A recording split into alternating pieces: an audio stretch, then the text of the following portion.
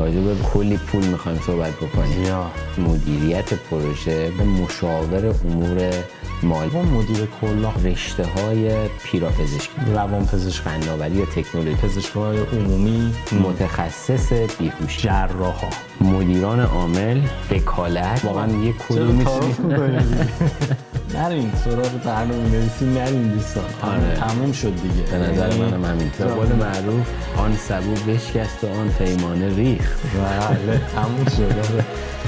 به طور متوسط در سال در استرالیا $850,000 در سال درآمد. $850,000. آرش خیلیه ها، یعنی هر جوری حساب میکنم خیلیه.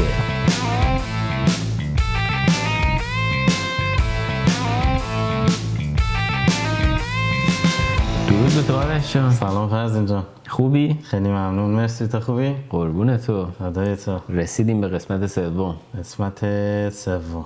چه قسمت جذابی هم قرار بشه. حسابی. راجع به کلی پول میخوایم صحبت بکنیم. یا آره، این فکر میکنم یکی از جذابترین موضوعات باشه، هم برای تازه مهاجرا، هم برای اونایی که دارن تو فکر مهاجرتن و چه اونایی که اصلا ایرانن میخوان ببینن که برای کاری که میکنن اون برای دنیا چقدر پول میدن. 10 تا شغل پردرآمد استرالیا. خب به نظر من اولیشو خودت بگو آرش. از پایین لیست شروع میکنیم دیگه، دهم شروع میکنیم و میرسیم به پردرآمدترین. مدیریت پروژه توی دهمیه از بین 10 تا پردرآمدترین. اونم به خاطر اینکه رنج مدیریت پروژه رنج بزرگیه. مثلا داریم از مدیریت پروژه تو شرکت‌های کوچیک‌تر که از $120,000 در سال حقوقا شروع میشه تا مدیر پروژه هایی که تو شرکت های بزرگتر، تو پروژه های چند صد میلیون دلاری، تو شرکت های بزرگ به نام مثلا اینترنشنال کار میکنن، 300 تا 350 خیلی راحت میگیرن. البته اینم بگم معمولا اینا کسایی هستن که کار کردن، سابقه کار دارن، موی سفید دارن، سنا اولوش 50 ساله. یعنی مثلا حالا اگه یه نفر مدیر پروژه تو سن 30 سالگی بشه، احتمال این که بتونه حقوق 350 بگیره احتمالش کمه. خیلی خوب گفتی راجع به تجربه، برای اینکه این سطح انتظار رو خیلی واقع گرایانه تنظیم میکنه. نکته ای رو که من فقط میخوام اینجا اضافه بکنم این هستش که مدیریت پروژه توی صنایع مختلف متفاوته. بعضی از صنایع بسته به میشه گفت بازار اون روز ممکنه به یک مدیر پروژه رقم بالاتری رو بدن. به فرض مثال اگر صنعت ساختمان خیلی بازار بهتری داشته باشه، مدیریت پروژه اون صنعت هم پرداختی‌های بالاتری خواهد داشت و این نکته رو باید در نظر گرفت. بریم سراغ بله. شغل بعدی. بفرمایید. خب شغل بعدی توی دسته میشه گفت فعالیت اقتصادی و امور مالی قرار میگیره و ما اون رو به عنوان مشاور امور مالی ازش یاد میکنیم یا فاینانشال ادوایزر. حالا این فاینانشال ادوایزر میتونه فاینانشال ادوایزر شخصی باشه، یعنی پرسونال فاینانشال ادوایزر باشه که افراد از اون مشاوره میگیرن که چجوری درآمدشون رو سرمایه گذاری بکنن برای بازنشستگی آماده بشن، یا ممکنه به شرکت های بزرگتر سرویس مشاوره امور مالی بده. رنج حقوقی هم برای این گونه مشاغل غیر از اون بخشای امتیازات و بونسش یه رنجی یا بازه‌ای بین $120,000 تا $170,000 در سال هست در استرالیا. خب مورد سوم مدیر کلاها هستن. اینم البته باز یه خورده نیاز به توضیح داره که مدیر کلها درآمدشون خیلی خوبه، ولی باز بستگی به این داره که کجا تو چه شرکتی کار میکنن.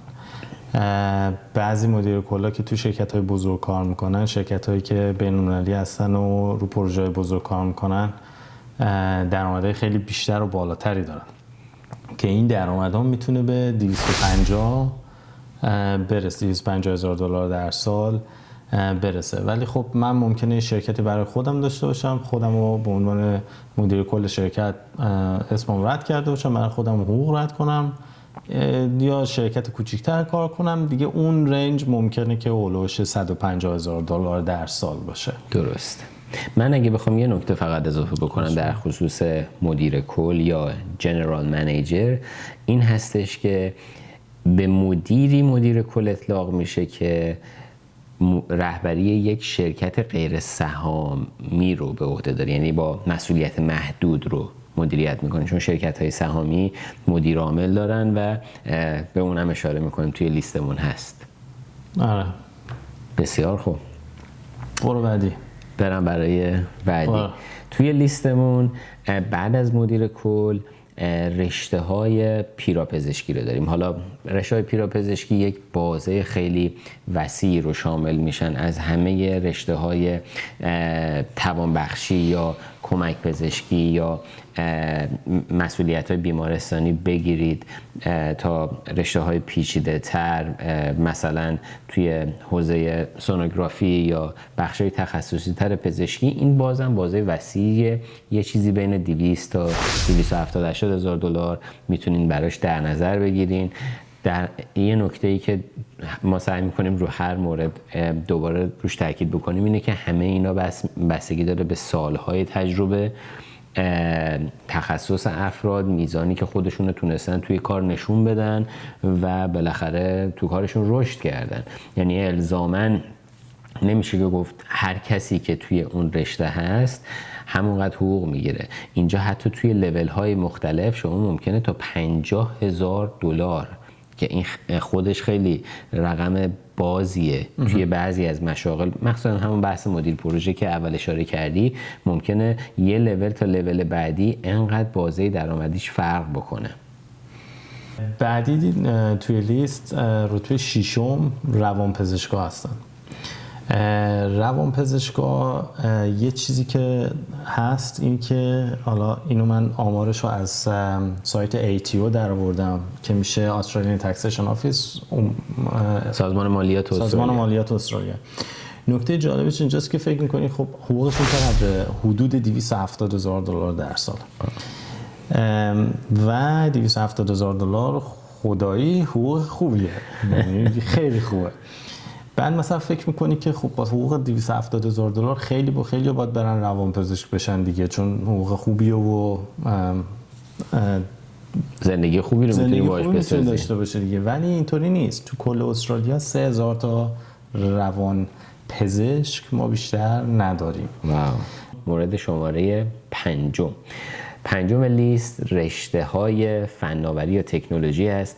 میخوام ذهنتون رو بیارم از سمت برنامه نویسی و اینها خارج بکنید، چون اونا رو میتونید از لحاظ درآمدی توی همون لول مشاور مالی و مدیر پروژه، یعنی توی اون بازه ببینید.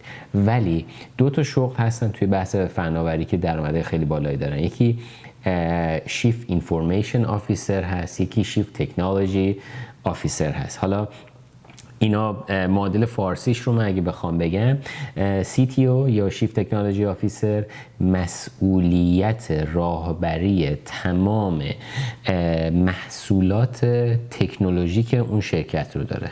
به فرض مثال در یه شرکت نرم افزاری که چند تا نرم افزار مختلف دارن، CTO مدیر اون نرم افزار هاست، یعنی تمام برنامه نویسان، تمام اون میشه گفت بیزینس آنالیست هایی که به اون برنامه نویسان میگن برنامه نرم افزاری باید چه شکلی باشه، برای میشه گفت شخص CTO کار میکنن که اون مسئولیت کلی راهبری اون نرم افزارها رو داره، یا اگر توی قسمت سخت افزاری باشه سخت افزارها، یا اگر توی صرفاً پایگاه داده ها باشه میشه شیف اینفورمیشن آفیسر، که این هم خیلی تخصصی میشه تو بخش فناوری. و باید هم این نکته یادتون باشه طبقه بندی های مشاغل توی حوزه تک یا فناوری خیلی دائم عوض میشه، عناوینش، ساختار سازمانیش و اصلا شبیه ساختار سازمانی مرسوم میشه گفت هرمی شکل نیست، بعضی موقع ماتریسی جابجا میشه، بنابراین خیلی با اونا متفاوته. رنج حقوقی که برای CTO و CIO میشه در استرالیا در نظر گرفت تو شرکت‌های بزرگ تک مثل مایکروسافت و گوگل که اینجا هم شعبه دارن و تلسترا و قصه هازا که زیاد هم هستن، تا سقف $320,000 هستش که حالا میتونیم راجع به جزئیاتش بیشتر با هم صحبت بکنیم. خب آرش جان بعدی چیه؟ بعدی فکر میکنم این خیلی چیز نیست، سورپرایزینگ نیستش، دور از ذهن نیست. آره دور از ذهن نیستش. پزشکای عمومی هستن و اینکه اگر که قرار باشه کسی حقوق بالا بگیره، من ترجیح میدم اون کسی حقوق بالا بگیره که حداقل به سلامتی من بقیه مردم بقیه انسان‌ها کمک میکنه. درست. و تخمین زده میشه درآمدهای پزشکای عمومی از 250 تا 350 هست و شهرهای بزرگتر معمولا درآمدها بالاتر. بله 100% همینطوره، 100% همینطوره. بله پزشک عمومی توی استرالیا جایگاه ویژه‌ای داره، برخلاف ایران که خیلی موقع بیماران سرخود تصمیم میگیرن مستقیم برن پیش متخصص و فوق تخصص و اون مرحله پزشکی عمومی رو تقریبا دور میزنن چون اصلا تعریف نشده. ولی اینجا پزشکی عمومی به عنوان پزشک خانواده بسیار بسیار نقش مهمی داره. شما نمیتونید اصلا به یک متخصص مراجعه بکنید مگر اینکه پزشک عمومی قبلا آزمایشات لازم رو شما انجام داده باشه و شما رو معرفی کرده باشه به اون متخصص. بنابراین پزشک عمومی هم درآمد مطلوبی داره در استرالیا و هم ارج و قرب خیلی بالاتری داره به نسبت میشه گفت نظام سلامت ایران. خب مورد بعدی که خیلی هم جالبه از رشته‌های پیراپزشکیه، ولی به خاطر سطح درآمدی که میتونه داشته باشه ما خارج از اون داریم بحثش میکنیم. متخصص بیهوشی هستش و متخصص بیهوشی تو استرالیا هم خیلی تقاضا براش زیاده، همین که این تقاضای زیاد باعث شده که حقوقای خیلی بالایی رو هم داشته باشه و یه چیزی تا حدود $470,000 استرالیا در سال یه متخصص بیهوشی میتونه در بیاره. اصلا $470,000 خیلی زیاده. مورد بعدی اونم هست جراحا اونا هم هولوش 450 470 گاهن بیشتر هولوش تا 520 هم میگیره. 520 هم آره میره. البته این عددها همه عددهای میانگینه دیگه. درست. قطعا جراحی هستش که خیلی درآمدش بالاتر از اینه. 100% همینطور. ولی آره یه چیزی که بر من جالبه، حالا جراح دیگه مشخصه دیگه، بنده خدا باز میکنه تو دستش خون و تشکیلات خب به حق داره دیگه. بعد وقتی فکرشو میکنه خدا وکیلی مثلا چی با چه کارهای عجیب و غریبی میکنن، کار هر کسی نیست. نه واقعا نیست. و اینکه یه چیز جالب من راجع به جراحا بگم، هولوش 27 سال درس میخونن اینا، درس میخونن، ترینینگ دارن، یعنی اینترنشیپ دارن تا میرسن به جراحی. واو 27 سال. اینطوری باید بپرسیم که سرمایه گذاری درستیه، چون بازگشت سرمایه‌اش خیلی طولانیه. خیلی طولانیه. یعنی نفر باید عاشق این کار باشه که بره. 27 خیلی باید اسمارت باشی. 27 سال درس بخونی، از 6 7 سالگی هم که رفته باشی مدرسه، عملاً تا 34 5 سالگی تو داری یک درآمد معمولی داری، چون اینا تا وقتی که توی اینترنشیپن اون درآمدهای هنگفت رو ندارن. خب مورد بعدی، بله، مدیران عامل یا Chief Executive Officer یا Managing Director ها.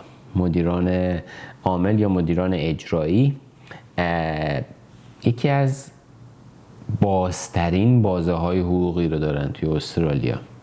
و این باز بودن بازه حقوقی علاوه بر اون بخشی که قبلا بهش اشاره کردیم، مثلا آرش خیلی روش تمرکز داشت بر اساس میزان سال فعالیت کاری، تجربه، کیفیت کار و امثالهم، یه نکته دیگه ای داره و اون هم این هستش که این مدیران چه سابقه ای در بهبود عملکرد مالی شرکت داشتن، میزان تراکنش مالی شرکت چند میلیون دلار در ساله و همه اینها تعیین کننده حقوقشون هست. اما حقوقشون یک چیزی بین $300,000 تا $700,000 هست، ولی یادتون نره این یک رقم میانگین آرش جان. یعنی مدیر عامل داریم در استرالیا که تا $3 میلیون در سال حقوق داره و این حقوق ثابت هست بدون اون پاداش ها. و اینی که ما میگیم 300 تا 700,000 دلار شما رو نبره تو این ذهنیت که یعنی حقوق همینه. نه، برای مدیریت عامل ممکنه این رقم خیلی بازتر باشه، ولی وقتی که ما راجع به اعداد و ارقام به صورت میانگین یا مد میشه گفت اون بازه آماری صحبت میکنیم، این بازه بین 300 تا 700,000 دلاره. پس اون اوتلایرها یا اونایی که خارج از این نمودار بیل شیپ ما قرار میگیرن یا نمودار زنگوله‌ای ما رو در نظر نگرفتیم. پس وقتی مقایسهش میکنی با جراحا میبینی که واقعا جراحا خیلی خب. رسیدیم به انتهای این لیست و اون موقعیت شغلی که منتظر شنیدنش بودیم. البته ما اون 10 تا رو گفتیم، اینو جزء لیست 10 تایی نیاوردیم چون این گل سرسبده، اصلا توی اون سبد قرار نمیگیره، یه تافته جدا بافته است. بگو فرض. بله، این تافته جدا بافته حتما با خودتون فکر کردین چرا توی لیست نبود، توی اون 10 تا نبود، جداگانه داریم میاریمش. به خاطر اینکه یک، بخش کاریش کاملا متفاوته، دو، میزان درآمدش خیلی متفاوته و از همه مهمتر اون میانگین درآمدی انقدر بالا هست که ما اصلا سعی کردیم که این قسمت رو با این میانگین معرفی بکنیم. این شغل به طور میانگین، یادتون باشه این رقم میانگین هست، تا $850,000 استرالیا در سال درآمد داره و اونم شغلی نیست مگر وکالت و اون دسته از وکیلانی که در دفتر حقوقی شراکت دارن، یعنی سهامدار دفتر حقوقی هستن. وکلایی که سهامدار دفتر حقوقی هستن به طور متوسط در سال در استرالیا $850,000 در سال درآمد. $850,000 آرش خیلیه ها، یعنی هر جوری حساب میکنم خیلیه. حتی 45 42% 42 47% که میدن تکس. آره، ولی ببین ما راجع به میانگین صحبت میکنیم ما، یعنی حتما یه تعدادی هستن که میلیون دلار درآمد دارن.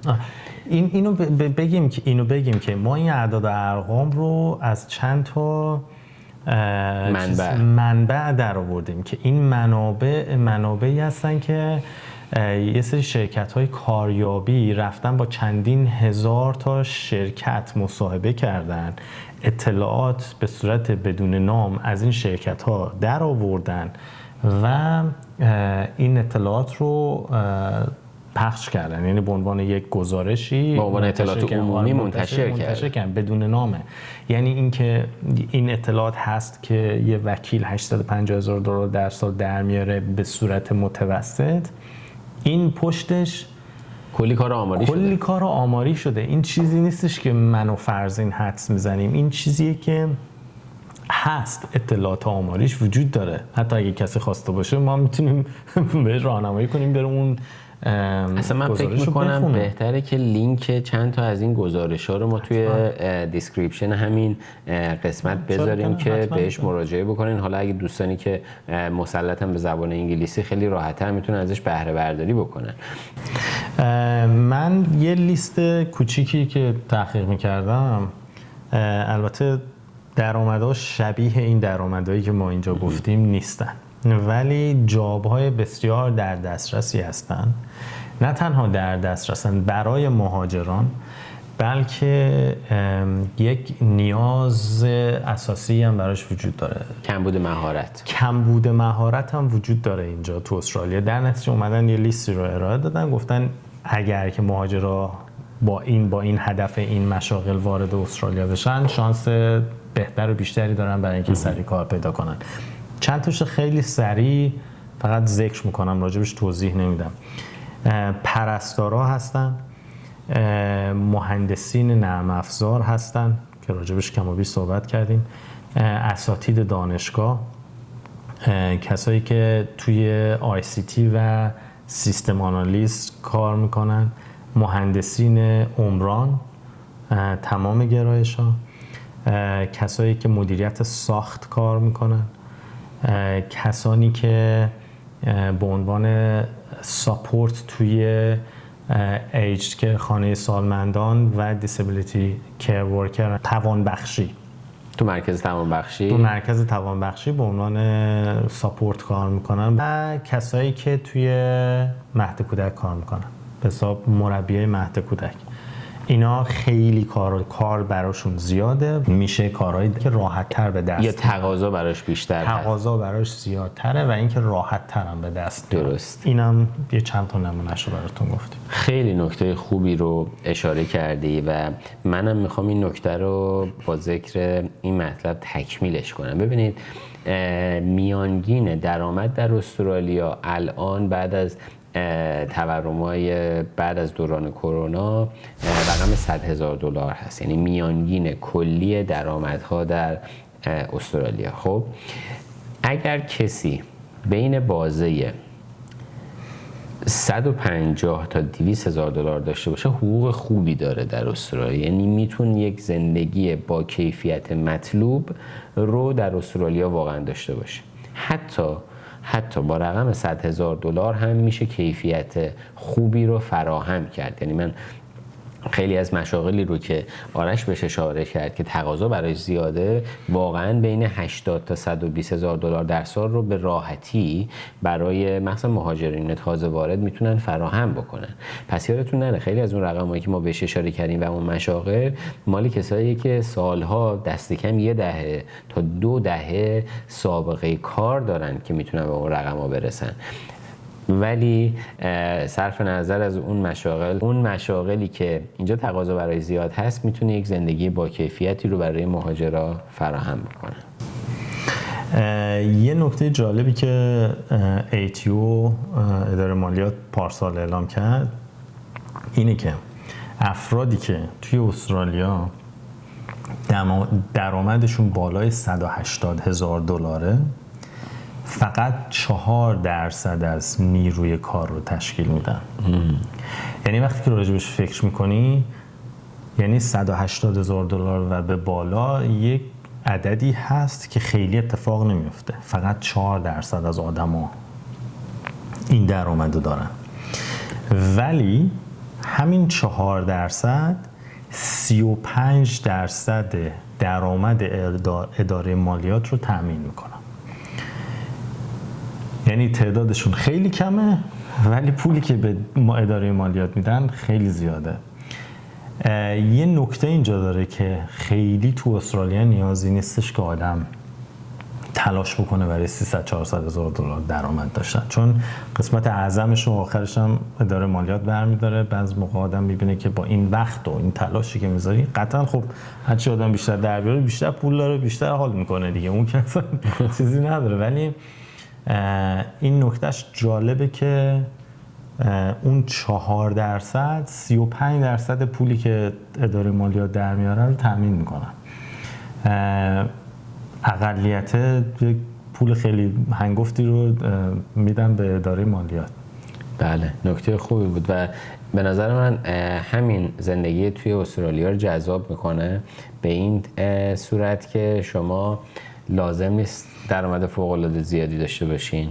بر اساس مدل مالیاتی که پیش بینی شده، با مشارکت بیشتر دهک‌های پردرآمدتر، کیفیت کلی زندگی برای همه آدمای جامعه بهتر هست به خاطر که بالاخره پول مالیات برمیگرده به مردم و میتونن همه جا ازش بهره مند بشن، از کیفیت زندگیشون توی خیابون و آموزش و بهداشت و پزشکی و خدمات پزشکی و چیزایی که رایگان هست بگیر تا قدرت پول ملی و پاسپورت و ارتش محافظ سرزمین. حالا آینده بازار کار تو استرالیا چطوریه؟ توی اپیزود قبلی راجع به اتوماسیون، راجع به هوش مصنوعی خیلی صحبت کردیم و این شاید یه خورده ترسناک به نظر برسه که خب در آینده احتمالاً خیلی از این کارها با هوش مصنوعی جایگزین میشه. در اینکه این اتفاق به زودی خواهد افتاد شکی نیست، ولی میخوام بدونیم که کلیت در حالا یه سری مشاغل خاص که با AI جایگزین میشن و میذاریم کنار، کلیتش چه شکلیه. توی این آمار مثبت بوده. تقریبا 95% از امپلویرها، کارفرمایان دارن به این فکر میکنن که حقوقا رو ببرن بالا، برای اینکه میخوان کارمنداشون رو نگه دارن، چون اینکه نیروی کار کمه، نیروی کار ماهر کمه و رقابت شدیدی بین شرکت‌ها وجود داره برای اینکه نیرو رو بکشن سمت خودشون. 88% از این شرکت‌ها، از این کارفرمایان به یه نحوی دارن از کمبود نیروی کار رنج میبرن، مشکل دارن با این قضیه. 40% از این کارفرمایان بر این اعتقادن که قضیه کمبود نیروی کار بدتر شده توی سالهای اخیر. یعنی همه این کارفرمایان به صورت مستقیم و غیر مستقیم نگران نیروی کارن. خب اینها رو گفتم به خاطر اینکه میخواستم یه اطمینان خاطری بدم از اینکه آینده بازار کار توی استرالیا مثبته، گرمه. الان وقت کار عوض کردنه، الان وقتیه که آدم حقوق بیشتری بخواد. که توی همین آمارگیری 65% از کارمندا گفتن امسال موقعی که جلسه پرفورمنس ریویوشون برسه میخوان که حقوقشون رو ببرن بالا. اگر اوضاع کار خراب بود 65% از نیروی کار هیچ وقت نمیرفت بگه که آقا حقوق منو زیاد کنید، چون میدونه خیالش راحته که جای دیگه کار پیدا میکنه. و دوباره باز 65% نیروی کار میخوان که کارشون هایبرید باشه، یعنی از خونه کار کنن و بتونن برن آفیس، از خونه و آفیس باشه، یعنی حتما توی آفیس نباشه. آینده کار خیلی هم تیره و تاریک نیست. یه سری ترند ها، یه سری روند های مثبتی داریم میبینیم. بسیار عالی.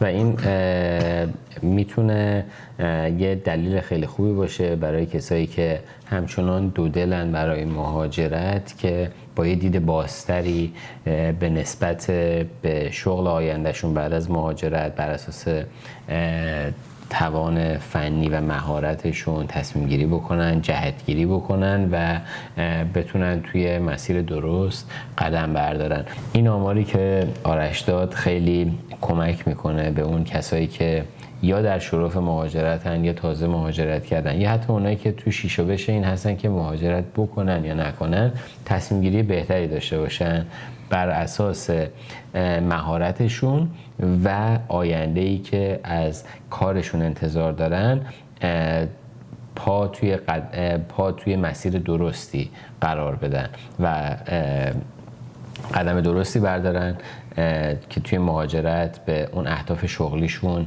برسن.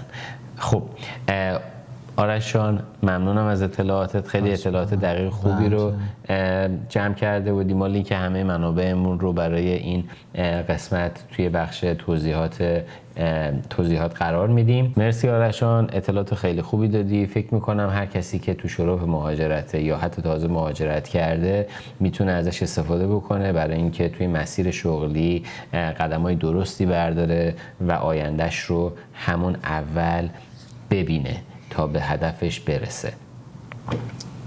خیلی خوشحال شدیم فرزین جان، خیلی خیلی خوب بود. دوباره هفته دیگه هم دیگه رو میبینیم، شما رو هم میبینیم. اگر که این اپیزود رو دوست داشتید لطفاً لایک، شیر و سابسکرایب فراموش نشه. به زودی میبینیمتون. خدا نگهدار. خدا حافظ.